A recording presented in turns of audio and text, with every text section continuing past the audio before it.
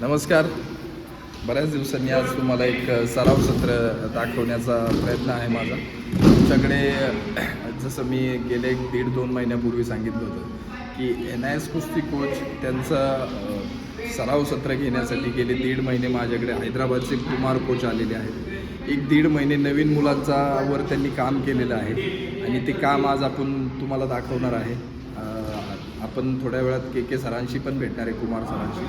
तर सध्या त्या ग्रुपचं लाईनअप चालू आहे आणि त्यानंतर आपण पाहूयात की त्यांना महाराष्ट्राबद्दलच्या मुलांमध्ये काय बदल जाणवले, काय बदल केले पाहिजेत.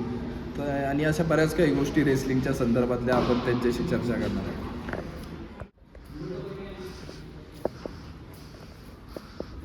हे आहेत आपले कुमार सर, जे की गेली 2 महिने आपल्याकडे काम करत आहेत.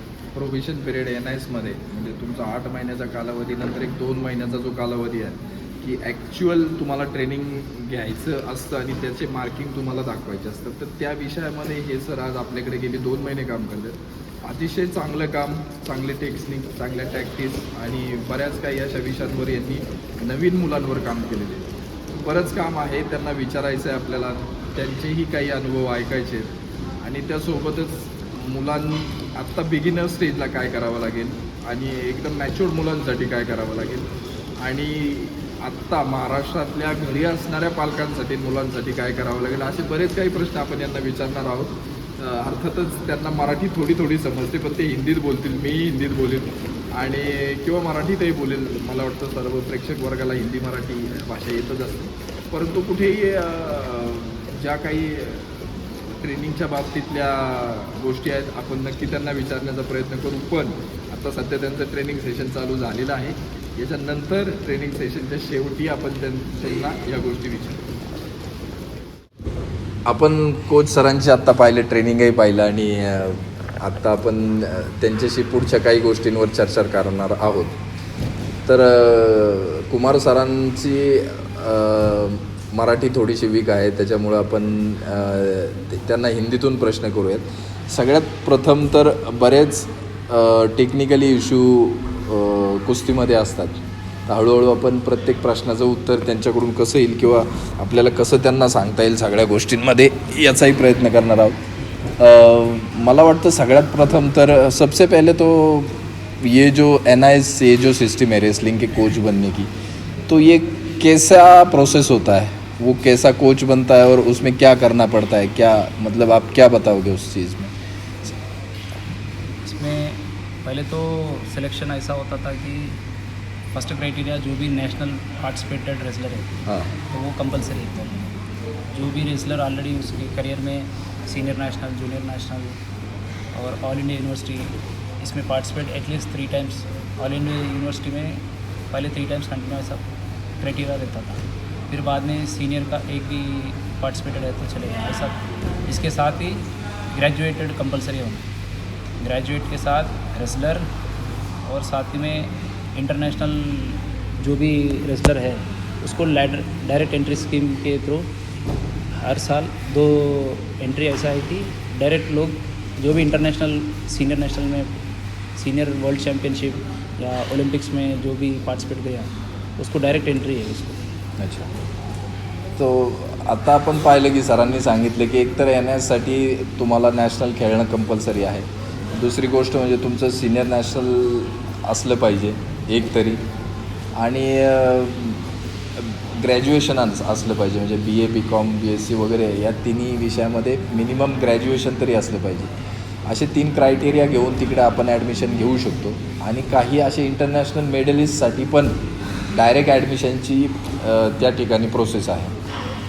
और क्या इसमें रहता है क्वालिफाई होने के लिए, या सिलेक्शन कैसा होता है NIS का? सिलेक्शन प्रोसेस पहले तो बहुत टफ चलता था इससे पहले. अभी लास्ट 2 ईयर्स से जो कोविड जब से आया, कोविड आने की वजह से पहले इसका ऑनलाइन एंट्रेंस एग्ज़ाम एक रखा गया. उसमें जैसे कि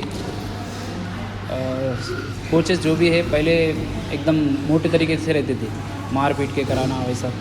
तो अभी कोचिंग फील्ड को ऐसा किया है कि उसमें कोचेस के अंदर साइंटिफिक नॉलेज भी हो और साथ ही साथ साइंटिफिक के साथ उसको रेसलिंग का भी नॉलेज हो.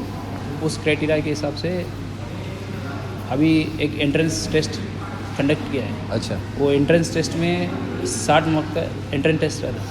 वो एंट्रेंस में 25 मार्क्स के लिए खाली अपना रेसलिंग का सिलेबस रहेगा। उसमें रेसलिंग में कौन सा मूव उसके बारे में और कब। अच्छा, म्हणजे हे सगळं जी रेसलिंगमधली शिकवण्याची जी पद्धत आहे, म्हणजे मला जसं वाटतं की महाराष्ट्र असेल, इवन हरियाणा, पंजाब असेल, इकडे कोचेसची जी स्ट्रॅटर्जी जुनी होती की जसे म्हणतात की मारपीट के आणि असं बऱ्याच काही गोष्टी करून कोचिंग केलं जात होतं. त्याच्यामध्ये सुधार आणण्यासाठी काही त्यांनी क्रायटेरियाज सांगितलेले आणि त्याच्यामधून सायंटिफिक तिकडे शिक्षण दिलं जातं. तर और क्या बता सकते हैं इसमें, सिलेक्शन का कैसा होता है? सिलेक्शन तो पहले 100 टोटल 100 मार्क्स का क्राइटेरिया रहता है इसमें। 100 मार्क्स में 60 मार्क्स का की एग्ज़ाम रहता है ऑनलाइन एंट्रेंस एग्ज़ाम में अपना मैथमेटिकल एबिलिटी और करंट अफेयर्स, जनरल नॉलेज और बाकी एप्टीट्यूड वगैरह सभी टेस्ट करेंगे। उसमें 60 मार्क्स में एग्ज़ाम में ज़्यादातर जिसको ज़्यादा मेरिट में जो भी आएगा बंदा, उसका पहले क्राइटेरिया रहेगा। उसके साथ उसका जो स्पोर्ट्स का मेरिट है, अगर इंटरनेशनल वर्ल्ड चैम्पियन में पार्टिसिपेट कराए, मतलब एंट्रेंस एग्जाम रहता है 60 मार्क्स टोटल। 100 में 60 एग्ज़ाम के लिए, बाकी 40 जो है उसमें एक मेरिटोरियस हो गया, मतलब अपना जो भी हाईएस्ट अचीवमेंट्स है, जैसे कि इंटरनेशनल। हां, म्हणजे आपण असं म्हणू शकतो की या ठिकाणी आपण 100 मार्काच्या पेपरमध्ये 60 मार्क तुम्हाला तुमच्या जनरल नॉलेज, चालू घडामोडी किंवा चालू नियमावली यांच्यावर असतील आणि जे 40 मार्क आहेत ते मार्क तुमच्या स्वतःचं किती परफॉर्मन्स आहे त्याच्यावर तुमचे डिपेंडिंग असतात आणि त्याच्यामध्ये पण तिथनं पुढं जाऊनही मेरिट लागतं. त्याच्यामध्ये कितने सीट होते वहाँ? अभी तो फ़िलहाल 50 सीट्स है और 2 डायरेक्ट एंट्री स्कीम के तहत पे 2 एंट्री डायरेक्ट है इंटरनेशनल में। हाँ, तो टोटल 50 है, 50+2 50+2 डायरेक्ट इंटरनेशनल मेडल 2 और 50 म्हणजे सिलेक्शन। और देश भर में से कितने फॉर्म्स आते हैं हर साल की, कितना अंदाज़ा होगा? करीब 1000 से 1500 के बीच में आएंगे। उसमें से शॉर्ट लिस्टेड करके, इसमें इंटरव्यू प्रोसेस भी होता है। इंटरव्यू करके उसका एबिलिटी क्या है पूरा चेक करके और सर्टिफिकेट वेरिफिकेशन करके पर्सनल इंटरव्यू लेके पूरे 3-4 राउंड्स पे गुजरना पड़ता। और ये सब होने के बाद में फिजिकल एक टेस्ट रहता है। अच्छा अच्छा. उसमें 1600 मीटर का रन रहता है और वो 7 मिनट और 6 मिनट उसका टाइमिंग रहता है। उसके अंदर फिर तो ये बहुत टफ हो रहा है. एक वेळ अशी होती की NIS करायला, कोच व्हायला, वर्षभराचा कोर्स करायला लोकांना जायचं नव्हतं एवढा वेळ घालवायला. पण आज आपल्याला समजते की जवळजवळ 1000 ते 1500 लोक फॉर्म भरत आहेत. त्याच्यामधून पण एंट्रन्स एक्झाममधनं लोक काही सिलेक्ट होत आहेत.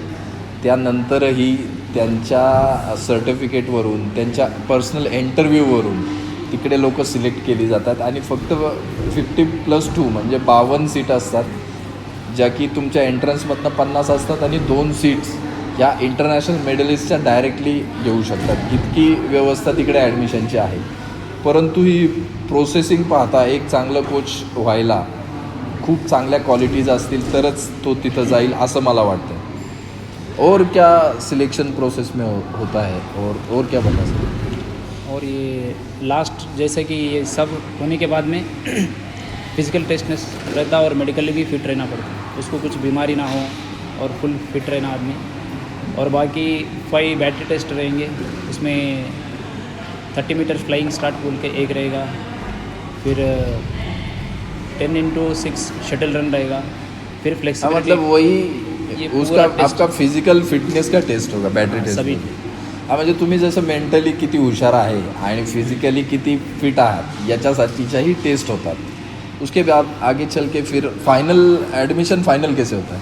एडमिशन इसके बेसिस पे जब फाइनल में जो भी सिलेक्ट होएगा, ये सभी इवेंट में जो भी टॉप करेगा उनका सिलेक्शन होगा. अच्छा, म्हणजे शारीरिक चाचण्या, बौद्धिक चाचण्या, जनरल नॉलेज, तुमचा फिजिकल फिटनेस या सगळ्या गोष्टी तुमच्या सिलेक्शनला मॅटर करतात आणि साधारण 1 ते 1,500 मुलांमधून फक्त 50+2 अशा 52 सीट्स दरवर्षी NS पतियाला इथं असतात आणि त्यातनं आपल्या भारतातले कोच तयार होतात. अशी ही एकमेव संस्था आहे की जिथं भारतातले रेसलिंगचे कोच तयार होतात. तो चलो ठीक है, आपने तो पिछली साल अभी कितने महीने पे वहाँ पे थे अभी? मैं लास्ट दिसंबर में हमारा कोर्स चालू हुआ था, अभी पिछले सितंबर 25 को। चलो मुझे एक बात का और वो है कि इंडिया में देखा जाए तो इंडिया में साउथ इंडिया और नॉर्थ इंडिया ऐसे दो पार्ट हैं. तो नॉर्थ इंडिया में रेसलिंग बहुत अच्छा है साउथ इंडिया से ज़्यादा. तो वहाँ का जो परसेंटेज होता है, मतलब 52 बच्चों में कितने साउथ इंडिया के होते हैं, कितने नॉर्थ इंडिया के होते हैं, परसेंटेज में आप बता सकते हैं? जनरली परसेंटेज के तौर पे देखें तो अभी तो ऑलमोस्ट 80% लोग जो है पूरे नॉर्थ इंडिया से आएंगे, जैसे कि पंजाब, हरियाणा और ऊपर के दिल्ली, इधर सेट से अपने को 80% लोग वहीं से कवर हो जाएंगे, यूपी से. और साउथ इंडिया का जब बात आया तो महाराष्ट्र और तेलंगाना, तमिलनाडु. महाराष्ट्र तो मिडल में है, लेकिन महाराष्ट्र के नीचे का परसेंटेज कितना है? महाराष्ट्र के अगर नीचे जाएंगे तो ऑलमोस्ट 5 to 10% के डाउन ही है. अच्छा, मतलब अगर 50 एडमिशन है तो 4 से 5 एडमिशन साउथ इंडिया से है प्रॉपर, टोटल, या उतने भी है या नहीं है? उतने तो मैक्सिमम है. अच्छा, वही अभी तक फर्स्ट टाइम ऐसा हुआ कि इस टाइम में 6 लोग साउथ इंडिया से सिलेक्ट अच्छा. हुए. तेलंगाना से उसमें 4 लोग सिलेक्ट हुए थे और केरला से 1, तमिलनाडु से 1, टोटल 6 मेंबर्स साउथ इंडिया से. बाकी महाराष्ट्र में 3 लोग सिलेक्ट हुए, बाकी सब हरियाणा, दिल्ली. तुम्ही पाहू शकाल की जिकडे कुस्तीमधले कोच बनण्याची एक संस्था आहे, तिकडे वर्षाला 50 कोचेसची जागा असते. इंटरनॅशनल कोच बनण्यासाठी जी 2 डायरेक्ट जागा असते, त्याच्यामध्ये देखील साऊथच्या म्हणजे यावर्षीचं मॅक्झिमम जास्तीत जास्त ॲडमिशन म्हणजे 5 ॲडमिशन साऊथ इंडियाकडनं होते, महाराष्ट्रातून 3 ॲडमिशन होते. मग विचार करा, 5-7 राहिलेले 40 ते 42 लोक हे पूर्ण टोटल नॉर्थ इंडियाचे असतात. आणि ये ये हर साल इतना परसेंटेज रहता है या हर साल कोई फ्लक्चुएट होते रहता है? मतलब फ्लक्चुएट मतलब कितना हो सकता है? नॉर्थ कभी 50 पे आता है या 40-30 पे जाता है? नो, नॉर्थ का कभी भी 70 से डाउन कभी आएगा नाही. तर म्हणजे मला या ठिकाणी काय म्हणायचं हे तुम्हाला समजत असेल, जर 50मध्ये जर मिनिमम 70 मॅक्झिमम 80 to 85% कोच हे दरवर्षी नॉर्थ इंडियातले बनत असतील, तर महाराष्ट्र आणि महाराष्ट्राच्या खालचा साऊथ इंडियामध्ये कुस्तीची भरारी घ्यायला, कुस्तीचा विकास व्हायला किती अडचणी येत असतील हे आपल्याला त्याच्यातून कळेल. हा एक त्यातला मुद्दा आहे की महाराष्ट्र आणि महाराष्ट्राच्या साऊथ इंडियाकडची कुस्ती आप का होत नाही आहे, किंवा मग तिकडे जास्त कोचेस का तयार होत नाहीत, हा एक मुद्दा असू शकतो. याच्यावर आपण नंतर बोलूयात. पण आत्ता आपल्याला कळलं की NISमध्ये आपण अशा पद्धतीने सिलेक्शन केलं जातं आणि तिकडे देखील आपलं पर्सेंटेज किती आहे, आपलं म्हणण्यापेक्षा पूर्ण भारताचं कसं आहे हे आपण आता समजून घेतलं. आता गेली 2 महीने जरी सर आपल्याकडे ट्रेनिंग करत असली तरी अभी आपने जो 2 महीने हमारे यहाँ पे ट्रेनिंग दिया है, तो उस विषय में हमारे बच्चों का ऑब्जर्वेशन में आप क्या बता सकते हैं, उनके लिए और क्या करना चाहिए, क्या नहीं करना चाहिए? पहली बात आपके पास तो बिगिनर्स ही थे, मैंने मतलब बिगिनर्स ही दिए थे कि नए छोटे बच्चों पे काम करना बहुत अच्छा रहता है, आसान भी रहता है. तो उस हिसाब से इस बेल्ट में मतलब अपने यहाँ पे MP से साउथ के ही बच्चे, ज़्यादा नॉर्थ वाले बच्चे है ही नहीं है. तो इस बेल्ट में बच्चों में टैलेंट क्या है, उनके पास नेचुरली क्या है और क्या नहीं है, और क्या देना पड़ेगा इनको, इसके विषय में क्या आप बोल सकते हैं? पहली बात तो महाराष्ट्र में तो टैलेंट तो खूब भर चुका है बच्चों के. हाँ. वो जेनेटिकली कहो या नॉर्थ से कितना परसेंट है, मतलब महाराष्ट्र में टैलेंट है तो उस एज में नॉर्थ में कितना टैलेंट रहता है और उसका परसेंटेज को बता सकते हैं?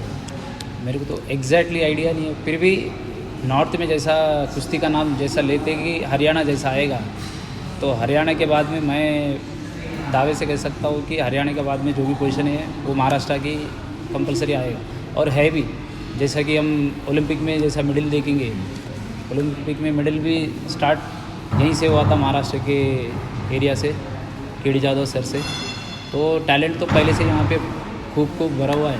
मतलब हम अभी हरियाणा के नॉर्थ इंडिया के टक्कर में महाराष्ट्र खड़ा रह सकता है। ज़रूर। तो फिर महाराष्ट्र पे क्या काम करना चाहिए? सही।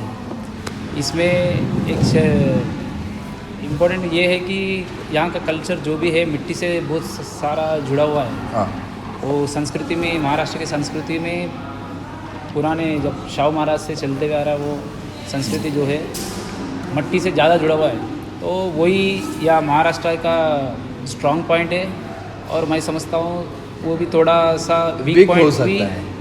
मेरे हिसाब से भी वो है कि जो बदलाव हरियाणा ने लाया है वो बदलाव महाराष्ट्र में हो नहीं रहा है। मतलब मिट्टी टू मैट जितना वो आगे चल रहे हैं उतना मिट्टी टू मैट हम नहीं चल रही है। ये सही है? सही है। इसका कारण ये है कि पुराने जैसा महाराष्ट्र में होता था जात्रा की कुश्ती, ऐसा बोलते जत्रा की कुश्ती, तो कुछ भी फेस्टिवल होगा, कुछ भी होगा, तो उस अवसर पे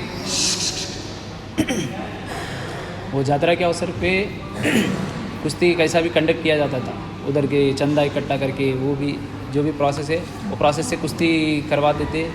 और उससे ज़्यादा बच्चों में ऐसा माहौल रहता था कि कब अपना फेस्टिवल आए, फिर कब अपन भाग लेके कब अपने एरिया में अपना नाम कमाए, मतलब ऐसा रहता था। चीज़ तो वही है ना कि नाम कमाना भी है और उसमें फेमस भी होना है, तो मिट्टी को ज़्यादा प्रेफरेंस ज़्यादा दे रहे, और वही ड्रॉबैक भी हो रहा है। वो जो एक ज़माने में प्लस पॉईंट था वो अभी मायनस पॉईंट हो रहा है। तो ही गोष्ट फार महत्त्वाची आहे की मातीमध्ये तर काम करणं आहे, परंतु मातीला किती धरून बसणं किंवा मातीत किती काम करणं किंवा त्याचा फायदा किती आहे हे आपल्याला समजलं पाहिजे। महाराष्ट्र आणि नॉर्थ इंडिया याच्यामध्ये नॉर्थ इंडियावाल्यांनी जो माती सोडून मॅटवरचा सरावाला महत्त्व दिले, तितकंसं महत्त्व अजून होत नाही असं ह्या कोच नवीन झालेल्या कोच लोकांचं पण म्हणणं आहे की ज्याला माझाही जोर आहे। तो महाराष्ट्र के बच्चों में एक तो वो होगा कि मिट्टी से मैट पे चलना, और क्या बदलाव आना चाहिए? बदलाव तो यही है कि गवर्नमेंट से भी थोड़ा सपोर्टिव ज़्यादा जितना होता उतना इंस्टीट्यूशंस प्रोवाइड करें और रेजिडेंशियल कैंप्स अरेंज करें, जैसे कि बच्चा वहीं पे रह के उसका प्रैक्टिस जो भी है प्रैक्टिस एक ही जगह, और खाना पीना स्कूलिंग डिसिप्लिन वाइज मैट का जो डिसिप्लिन आता है ट्रेनिंग का वो फॉलो करना चाहिए पूरा। सही। एक गोष्ट फार महत्त्वाची, तालीम सिस्टीम जरी असली तरी मातीचं आणि मॅटचं ट्रेनिंग हे वेगळं आहे आणि ट्रेनिंग सेशनही वेगळं आहे, नियमावलीही वेगळी आहे, त्या दृष्टीने त्याचा पूर्ण दिवसाचा दिनक्रमही वेगळा आहे। तो फॉलो केला पाहिजे आणि त्या फॉलो करण्यासाठी सरकारने पुढे येऊन मुलांना प्रमोट केलं पाहिजे। मुलं कुठली आहेत? तीच आहेत की जी मातीत खेळत आहेत, त्यांनाच मॅटकडे आकर्षित करून ह्या डिसिप्लिनमध्ये आणलं पाहिजे असं त्यांचं म्हणणं आहे, ते माझंही म्हणणं आहे। एक तो बात हो गई कि मैट मिट्टी का, दूसरी बात हो गई कि मिट्टी के डिसिप्लिन का, और तीसरी बात मुझे जो है कि उसमें ये चीज़ है कि पेरेंट्स का जो बच्चों के प्रति होना चाहिए लगा, तो वो उतना चाहिए जितना डिफरेंस मिलता है। तो वो है क्या उतना पेरेंट्स का नहीं है, तो पेरेंट्स की क्या जिम्मेवारी है, और है तो उसमें क्या बदलाव है? इस विषय में क्या बोल सकते हैं? इसमें मैं कहना चाहूँगा कि पेरेंट्स का तो इसमें फर्स्ट रिस्पॉन्सिबिलिटी रहेगा कि अपना बच्चा क्या कर रहा क्या नहीं, वो नज़दीक से देखने वाले अपने पेरेंट्स ही है। तो अपने बच्चों को रुचि के हिसाब से उसको जिस भी फील्ड में कौन से भी गेम में आप डालें, तो आपको नज़दीक से देखना चाहिए कि उसके अंदर टैलेंट क्या है, वो टैलेंट के हिसाब से उस स्पोर्ट्स में उसको ज्वाइन करना चाहिए। और ज्वाइन करने के बाद में और उनका डाइट का जो भी है, डाइट का खर्चा और उन सही रिकवरी हो रही नहीं हो रही, उस सब का ध्यान भी पेरेंट्स कंपलसरी देखना चाहिए। क्योंकि मतलब इसमें क्या होता है कि पेरेंट्स की बहुत बड़ी जिम्मेवारी होती है। एक तो बच्चे पे ध्यान देने के लिए पेरेंट्स तैयार नहीं होते, एक बार छोड़ दिया तो फिर लेने के लिए जाना ये ध्यान नहीं होता है। मतलब मुलांना घेऊन जाणं आणि तिथं सोडणं आणि फक्त घ्यायला जाणं किंवा त्यांना खायला घालणं इतकंच नाही, तर त्या मुलांचं आपले ड्रॉबॅक आणि त्याच्यावरती काम जर कोच आणि पॅरेंटच्या सहयोगातून झालं पाहिजे असं माझंही मत आहे. आणि म्हणजे हा माझा प्रश्न यांना होता, तर त्या उत्तर ते त्यांचंही आहे. सो आपने चलो अभी हमने तो NS के बारे में देखा अभी, और महाराष्ट्र और साउथ के बेल्ट में क्या होना चाहिए वो भी देखा. तो मुझे और एक चीज़ चाहिए आपसे कि महाराष्ट्र में डिसिप्लिनरी काम होने के बाद कितने साल में अपना परफॉर्मेंस आ सकता है, including south India. South India को कितना टाइम है अभी? आप बोल रहे हैं हैदराबाद, तेलंगाना, केरला, महाराष्ट्र का तो एक लिमिट में आ ही जाएगा, लेकिन आप साउथ इंडिया की बात कैसे कर सकोगे मेरे साथ उस रेसलिंग के विषय में? साउथ इंडिया में जैसा होगा, मतलब उधर का कल्चर एकदम डिफरेंट कल्चर है साउथ इंडिया का. तो वहाँ पे ये कैसा अभी एटमॉस्फेयर के वेदर के हिसाब से वहाँ पे दूसरे एथलीट्स तैयार होंगे. जैसा कि आप देखेंगे एथलेटिक्स ज़्यादा कॉम्पिटिटर्स जो है साउथ इंडिया से आएंगे. महाराष्ट्र में भी जो सी का बेल्ट है, मतलब जो समुद्री किनारा है, उधर भी रेसलर कम है. तो वही भी रीज़न उधर हो सकता है कि जहाँ पे आपका RBC है और बंगाल का समुद्र जो है कोस्टल एरिया, उस एरिया में बाय नेचर ही पहलवान कम होते या होते नहीं, ऐसा कुछ है उधर, या क्या बता सकते हैं इस बारे? तो ज़्यादातर वेदर के हिसाब से देखें तो वेदर जैसा है वैसे उधर से एथलीट जो भी है वैसा तैयार हो रहे हैं, लेकिन अलग स्पोर्ट्स में हो रहे हैं ना, रेसलिंग में तो कम नहीं हो रहे. तो मतलब मेरा ये मानना है कि वेदर वाइज रेसलिंग है नहीं, या कल्चर ही अलग है. इसमें दोनों भी बोल सकते हैं, कल्चर भी वैसे ही है और वेदर के हिसाब से भी एथलीट जो भी डेवलप होना है. जैसे कि बैडमिंटन देख लो, बैडमिंटन का पूरा हब हैदराबाद में, बेंगलोर, हैदराबाद. तो टॉप इंडिया के ओलंपिक प्लेयर्स जैसे PV सिंधु देख लो, कश्यप, पारुपल्ली कश्यप, श्रीकांत किदाम्बी और साइना नेहवाल, ये सब इनका जो भी प्रैक्टिस है हैदराबाद में चलता है. तो ओलंपियंस को तैयार हैदराबाद भी कर रही है, पर उनका जो वे ऑफ थिंकिंग है, कल्चर जो है पूरा एकदम मॉडर्न साइड है. तो वो लोग जितना होता उतना मॉडर्न गेम्स पे ज़्यादा ध्यान देते. तो कुश्ती ऐसा है जिधर पुराना कल्चर जैसा चलते हुए आ रहा, महाराष्ट्र है, हरियाणा है, पंजाब है, उत्तर प्रदेश है, जिधर पुराना कल्चर चल रहा उधर से वो कुश्ती जो है वैसे चलते हुए आ रहा सदियों से. तो वो लोग वो कल्चर छोड़ नहीं रहे, तो वो एक अच्छी बात है. नहीं, कल्चर छोड़ना भी नहीं चाहिए, लेकिन वहाँ पे कुश्ती के लिए अलग सा डेवलपमेंट होना चाहिए, ऐसा मुझे लगता है. जो आप अभी 5-6 कोचेस हो रहे हो, तो उन्होंने भी कुछ लेके वहाँ पे करना चाहिए. चलो, बहुत अच्छी बात आहे. साऊथ इंडिया का रेसलिंग में नाही, लेकिन साऊथ इंडिया रेसलिंगमध्ये नाही पण इतर विषयामध्ये खूप आहे, जसे की त्यांनी नावं घेतली. आणि बऱ्यापैकी नॉर्थवाले तिकडं सुविधा इतक्या चांगल्या आहेत. मला वाटतं JSWचं सेंटर पण तिकडे आहे. सो त्या विषयामध्ये पण तिकडे इकडचे ऑलिम्पियन तिकडे जाऊन ट्रेनिंग करतात. खूप सुविधा चांगल्या, एज्युकेटेड एरिया आहे कम्पॅरेटिव्ह नॉर्थ इंडिया. खूप चांगल्या इतर खेळासाठी सुविधा आहे. तर ठीक आहे, आजच्या पुरतं तरी आपण खूप चर्चा केली. कुस्ती या विषयावर चर्चा झाली पाहिजे. टेक्निकल लोकांकडून ते तुमच्यापर्यंत पोचलं पाहिजे. म्हणून नवीन कोच आता तुम्ही आप पास हो गए ना, अभी आपका रिजल्ट आया. हाँ, रिजल्ट रिसेंटली. सबसे बधाई हो आपको भी. और आशा करता हूँ कि आप आगे चलते ही साउथ इंडिया को महाराष्ट्र में और नॉर्थ में आगे लेके जाओगे.